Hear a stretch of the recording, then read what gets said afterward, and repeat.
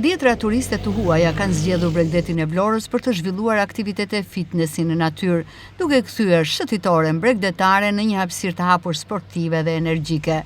Grupi ndodhet për disa ditësh në qytet dhe çdo ditë zhvillon seanca stërvitore në zona të ndryshme të qytetit bregdetar, duke kombinuar aktivitetin fizik me bukuritë natyrore që ofron Bregdeti. Sot turistët janë stërvitur për disa orë në plazhin e Lungomares, ku ushtrimet në grup, lëvizjet ritmike dhe aktivitetet në rërën e Bregdetit kanë tërhequr vëmendjen e qytetarëve dhe fushuesve.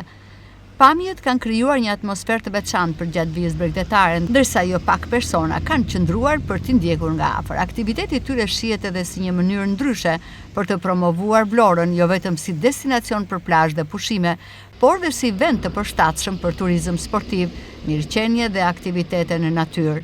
Prezenca e grupeve të tilla turistike tregon se Vlora po tërheq gjithnjë më shumë vizitorë që kërkojnë eksperienca të ndryshme gjatë qëndrimit të tyre, duke ndërthurur pushimin me stilin e shëndetshëm të jetesës.